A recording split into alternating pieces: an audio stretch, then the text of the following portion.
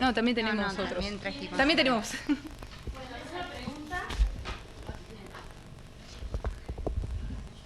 A Paula. Sí. Bueno, listo. Bueno.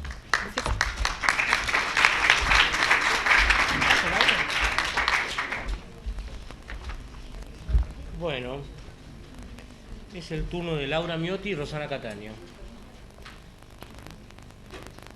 Análisis de la variación en las estrategias de producción lítica asociadas a la explotación de recursos faunísticos hacia fines de Pleistoceno en el Cono Sur. La letra chiquitita no puedo leer.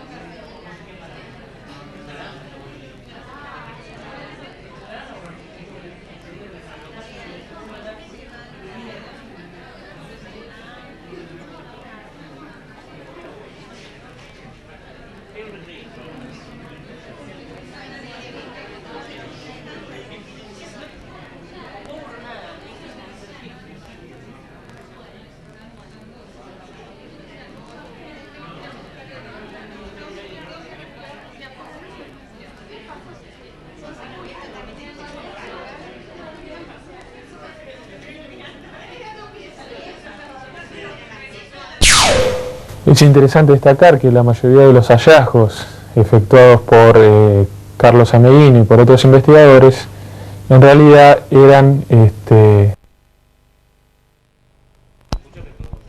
abro ¿se escucha si abro sin micrófono? Bueno, el tema... Hay un problema tecnológico. Sí, la tecnología parece que no es lo mismo, por lo menos la más moderna.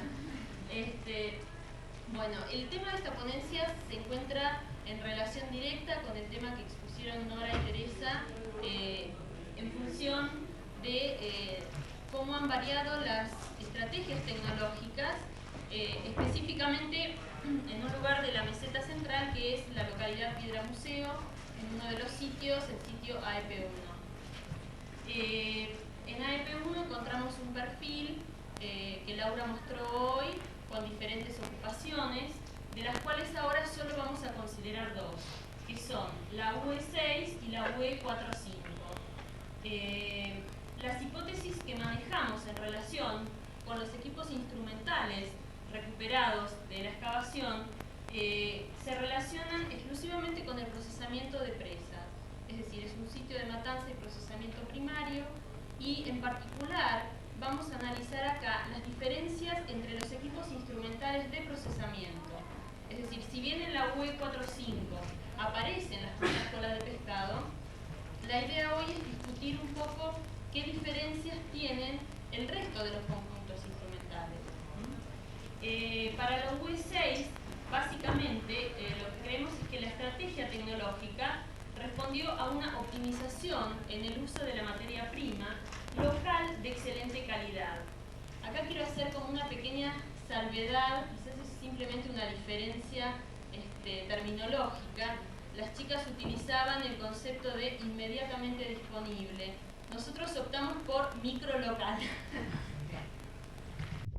Pero bueno, en síntesis lo que quiere decir es que nos encontramos dentro del radio del sitio no más de 2 kilómetros. Y la categoría siguiente involucraría hasta 40 kilómetros siguiendo la terminología de Meltzer.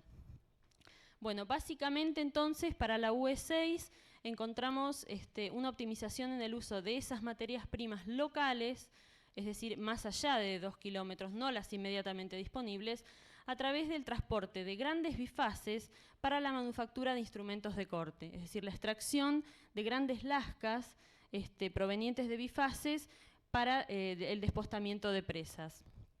Para la U45, la estrategia tecnológica responde a una optimización del tiempo a través del uso de las materias primas microlocales en los alrededores del sitio, también de buena calidad, y la manufactura local de grandes lascas angulares para los instrumentos de corte y raspado. Básicamente, el equipo instrumental del que estamos hablando se encuentra compuesto básicamente por raederas y cuchillos. Para la UE45 encontramos un 50%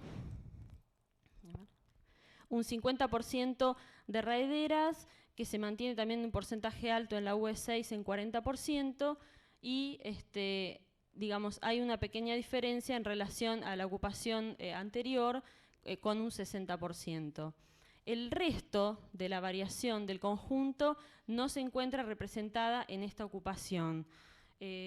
Como Laura después bien va a explicar, la diferencia digamos, en estos contextos se da a nivel de el espesor de la ocupación, que se va a encontrar representado básicamente a nivel de instrumental.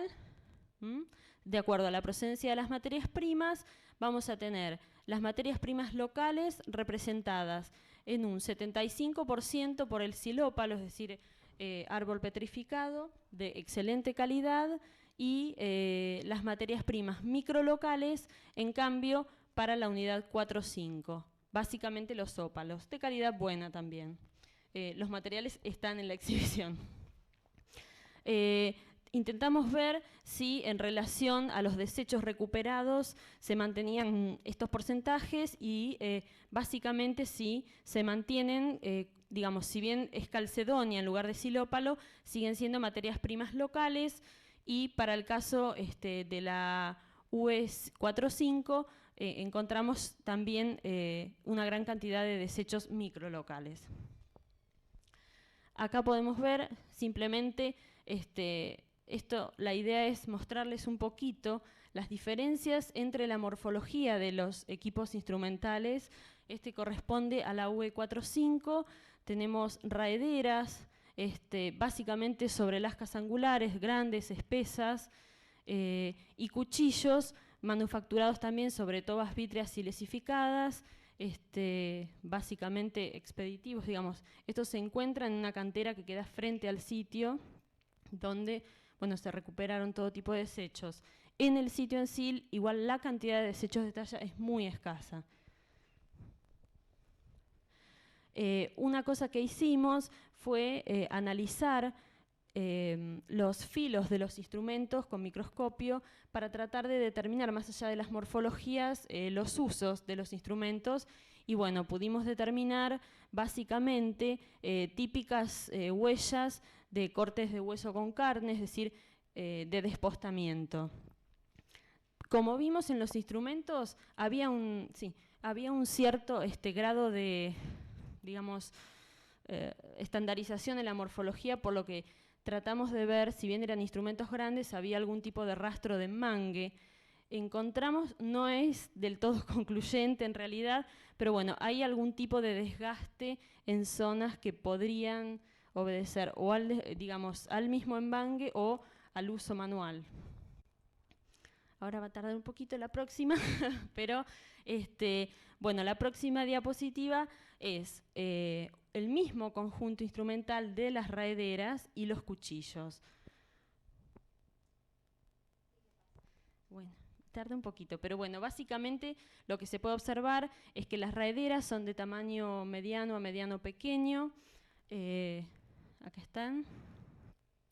Y estos son los cuchillos. Estos cuchillos básicamente son lo que nosotros llamamos las lascas de adelgazamiento de bifaces de tamaños grandes, y todas ellas presentan en sus bordes rastros de corte, básicamente los micropulidos típicos de corte de carne o hueso, en algunos casos también con algún tipo de suciedad porque han quedado ciertas estriaciones.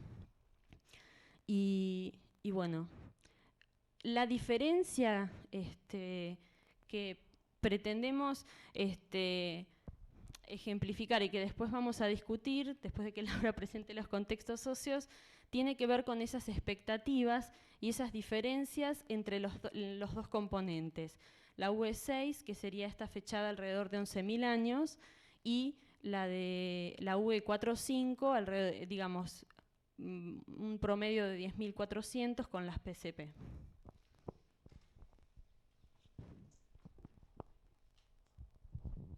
Bueno, yo no los voy a aburrir mucho más.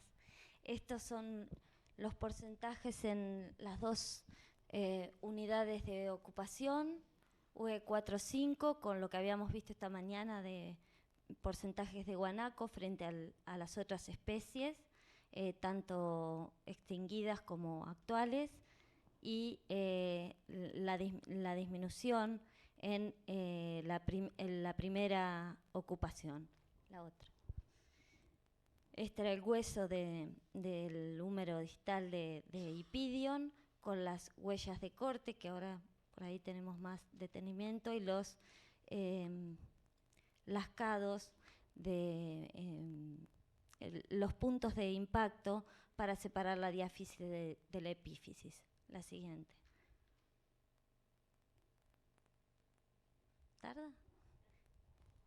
Bueno, y la última diapositiva respecto de la fauna, creo que es la del arqueotafograma, en donde se comparan los dos conjuntos, y si bien vamos a ver una tendencia similar en las dos ocupaciones en cuanto a aprovechamiento de las presas, y la expectativa sería encontrar, no, es la diapositiva de el detalle de donde se ven las marcas fusiformes de corte y los paquetes de microestrías de las paredes del sector del valle y una microhuella de tipo tafonómico postdepositacional, ¿no? Que nada tiene que ver con estas otras.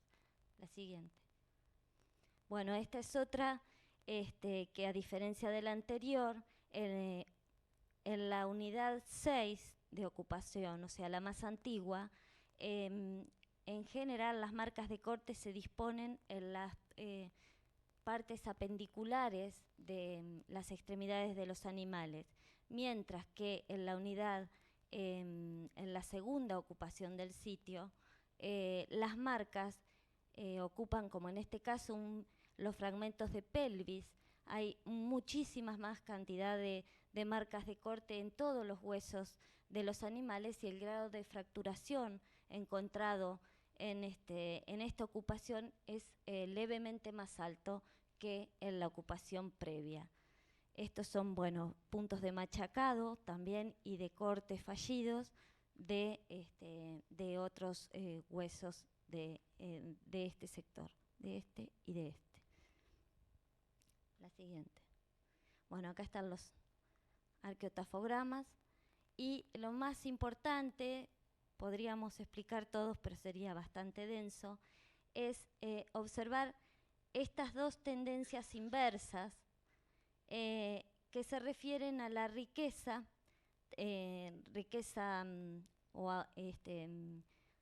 anatómica de partes esqueletarias presentes y diversidad taxonómica.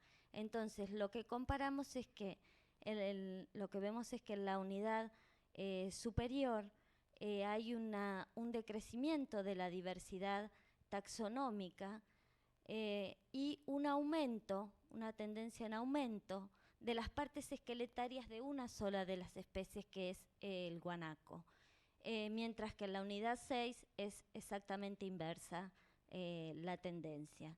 Y el segundo punto que quería mostrar era respecto a los porcentajes de marcas de trozamiento, que es levemente inferior la cantidad de trozamiento que existe en la unidad 6 respecto de la U4-U5. Otro aspecto importante es que las huellas de carnívoros en ambas ocupaciones es muy bajo el nivel, por lo tanto tenemos que pensar en factores postdepositacionales de bajo rango como perturbadores de este sitio. Y por último, lo que quería resaltar era esta otra tendencia donde también se cruzan las curvas respecto del grado de completitividad global de las carcasas, que es levemente diferente con carcasas y huesos enteros más completos en la unidad inferior que en la superior. La siguiente. Bueno, ¿en qué se diferencian las ocupaciones pleistocénicas y de la transición Pleistoceno-Holoceno? Primero, en el tamaño de la ocupación. Podríamos estar imaginando una estrategia de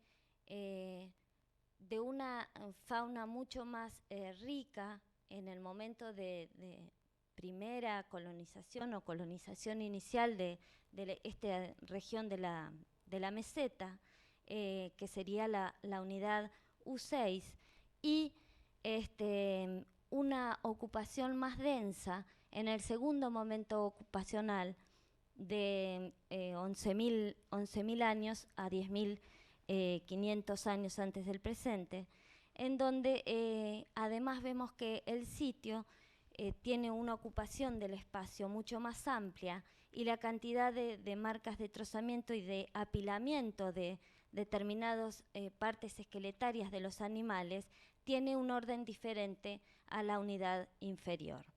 En la disponibilidad de la fauna, bueno, posiblemente los cambios hacia 10.500 antes del presente se deba a lo que esta mañana hablé como profundos cambios ambientales y un desecamiento continuo a lo largo de todo el Holoceno, que habría llevado a concentrar a la fauna y a la gente, por supuesto, en aquellos lugares en donde las condiciones habrían sido mejores para la instalación humana, lo que habría creado modelos de movilidad regional muy diferentes.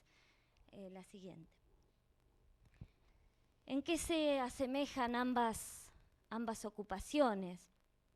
En que los materiales faunísticos siempre en los dos casos superan ampliamente la cantidad de materiales líticos.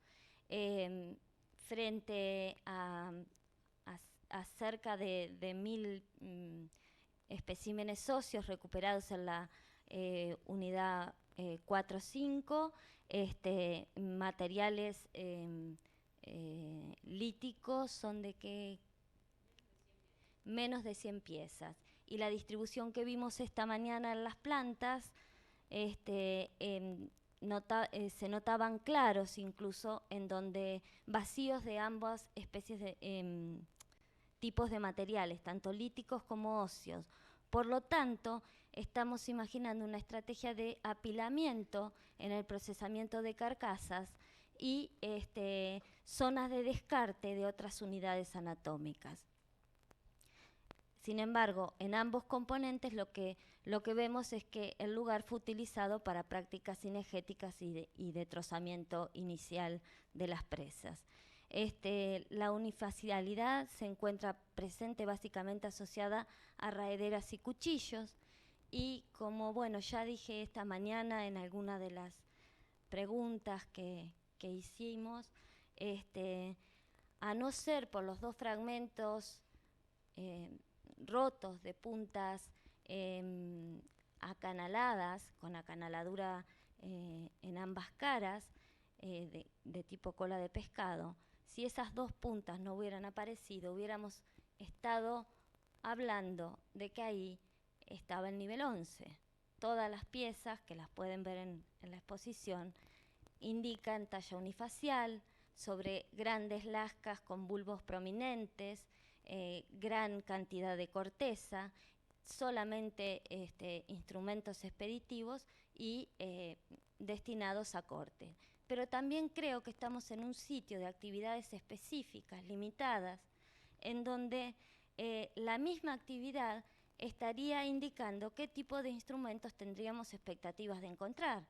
Si es un sitio de matanza y trozamiento al borde de un lago, tendríamos la expectativa de encontrar instrumentos de corte y puntas fragmentadas.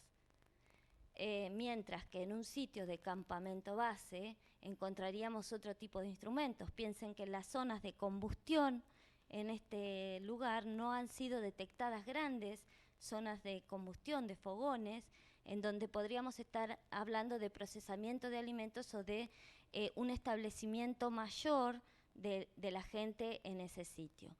La siguiente. Bueno, esto fue un modelo que yo presenté en mi tesis doctoral allá por los años 60, en donde... Perdón. Me conservo bien, ¿no?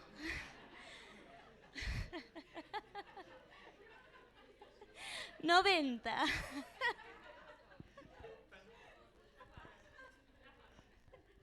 Estoy bárbara.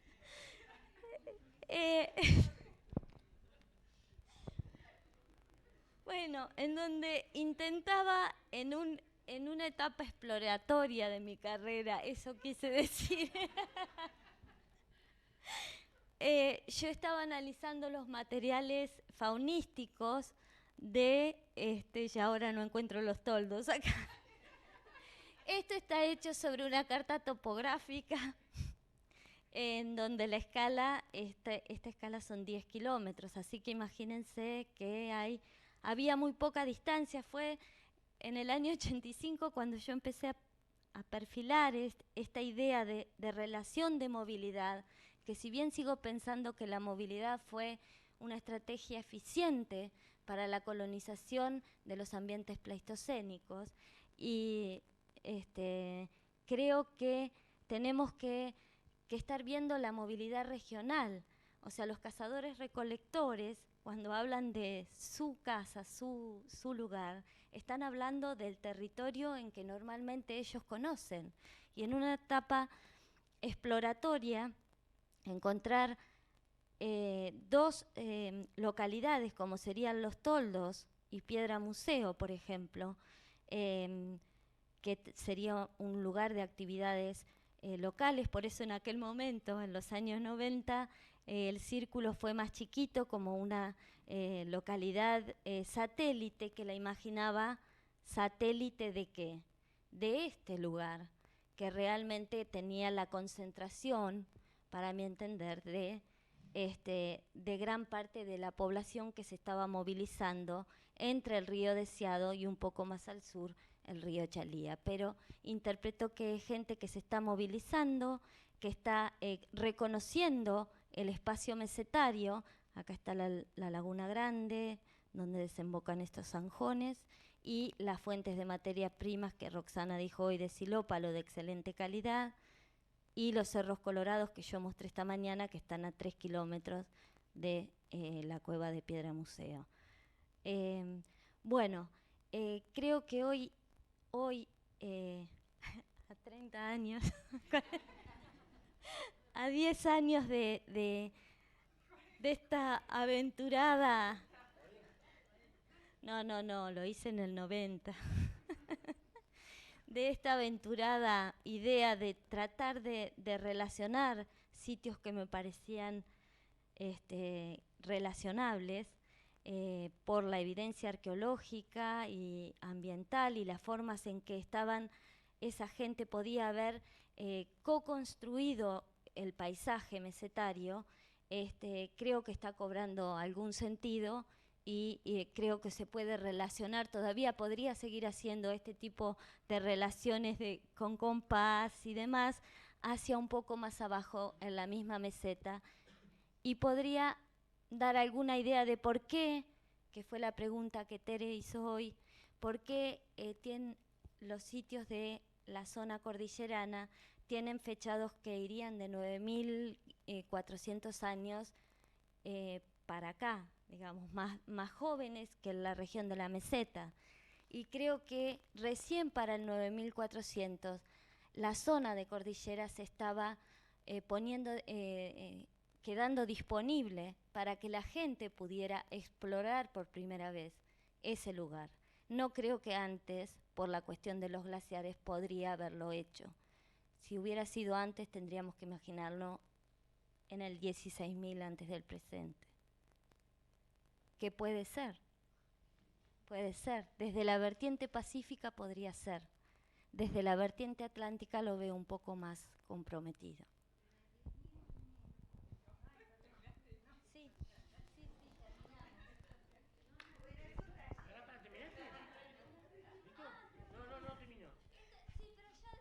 Ya las comenté, las expectativas, y bueno, sí, faltaban las tendencias, perdón.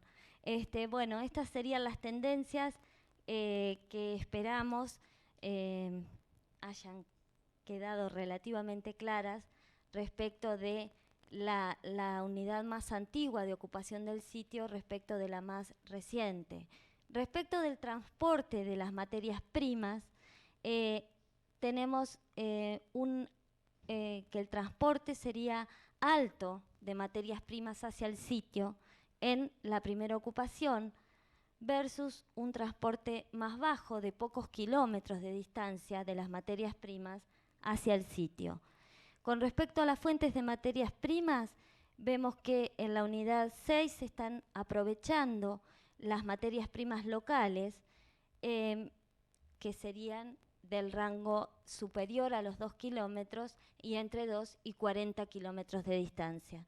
Mientras que en la unidad 4-5 tenemos el aprovechamiento de fuentes microlocales, que son las canteras que se encuentran a escasos 3 kilómetros de distancia y inmediatamente relacionadas al sitio también.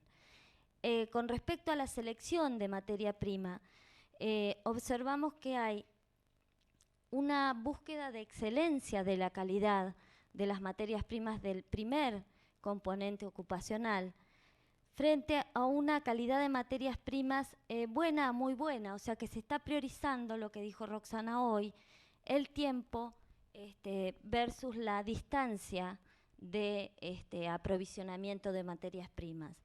Con respecto a la frecuencia de desechos, tenemos una frecuencia muy baja en la primera unidad, por lo tanto esto está avalando asimismo la idea de un transporte alto de las materias primas como en forma de bifaces llevadas al sitio.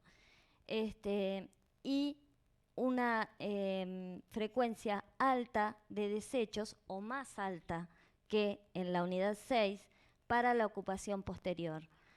Y con respecto a la diversidad taxonómica, tenemos una diversidad mucho más alta versus una diversidad mucho menor en el componente superior, y respecto del trozamiento sería la misma tendencia que respecto de la diversidad taxonómica. Con lo cual, esto nos estaría indicando de algún modo que no siempre la preferencia de materias primas de un nivel microlocal puede estar indicando una estrategia de tipo exploratoria. ¿Pero por qué? Creo que son causas muy particulares de la meseta central, porque es como estar trabajando en el medio de una gran cantera, donde las materias primas son de excelente calidad por todos lados. Los que puedan ir al viaje creo que lo van a poder comprobar. Y esto no es frecuente si, por ejemplo, nos referimos a zonas como la llanura bonaerense, en donde la falta de materias primas requiere de una estrategia muy distinta si estamos imaginando una etapa de exploración y colonización de ese ambiente, lo cual requeriría también de tiempos totalmente diferentes para lograr colonizar ese lugar, porque la roca fue la base de los instrumentos que esta gente utilizó para desarrollar toda su vida. Así que no había vidrio, plástico ni acero. Por lo tanto, tener la fuente de materia prima al lado de la cueva era, creo, algo muy importante. Y eso creo que es lo que está sucediendo en la etapa exploratoria en la meseta central de Santa Cruz, a diferencia de otras áreas, ¿no?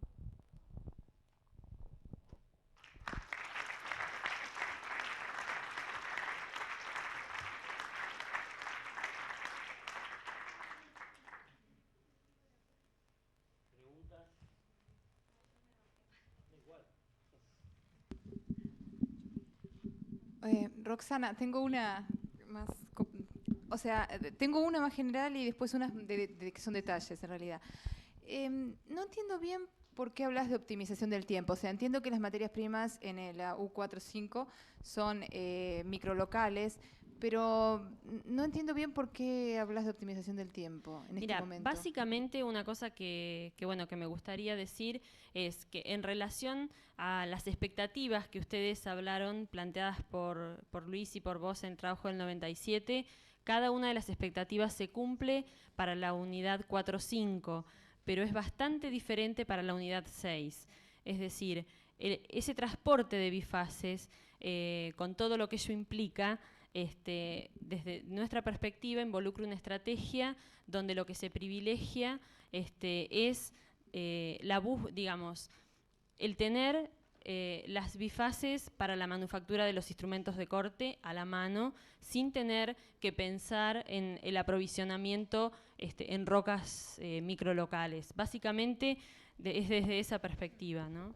Pensando en que son ocupaciones que la U6, que eso, bueno, quizás si bien dijimos que se diferenciaban en el tamaño, la U6 representa un evento de trozamiento, digamos, de caza y trozamiento mucho más pequeño que la U45. No, en realidad lo de los bifaces que dijiste es medio lo que nosotros pensábamos. No, sí. O sea, en realidad estamos pensando, bueno, con los bifaces tienen materia prima y pueden hacer instrumentos. Exacto. Sí. Eso. Pero lo que no entiendo mucho es por qué la optimización del tiempo en la U45. O sea, no entiendo, no es que esté en desacuerdo, es que no entiendo por qué pensás en una optimización del tiempo en ese momento. A ver, si yo te entendí bien, a ver, yo noté que hay en la U45 hay una optimización del tiempo a través del uso de materias Digamos, primas. dentro de la estrategia de manufactura de artefactos, lo que se privilegia no quiere decir todo el tiempo, porque si yo fabrico instrumentos expeditivos también estoy ahorrando tiempo. En este caso, el ahorro de tiempo sería previo a la actividad, a eso se refería. Bueno, estas preguntas son en realidad, a ver, para que nos pongamos de acuerdo. Sí. ¿Qué son las PCP o los PCP? Puntas cola de pescado. Ok. Raideras. Es una abreviatura de Miotti que se me pegó. No, está bien, pero no sabía de qué hablaba. Para ustedes, la diferencia entre raideras y cuchillos la hacen siguiendo qué tipología. No, mira, Okay. básicamente fue de acuerdo al análisis de los rastros de uso. Ajá. Es decir, los cuchillos básicamente tenían huellas, micropulios típicos de corte. Incluso fue alucinante porque comparando con fotografías, digamos, de libro, encontramos hasta las estrías a veces de cuando se corta carne con hueso sucio, con un poco de sedimento, por ejemplo.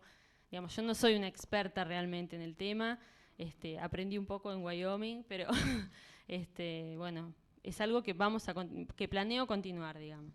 Y mi última pregunta, porque no llegué a anotar, es ¿qué pasa con los raspadores? No llegué a anotar los porcentajes. ¿Qué pasa con los raspadores en la U6 y en la U45? Están ausentes. Perfecto. También. Okay. Mira, estamos trabajando desde con una lupa hasta 400 aumentos.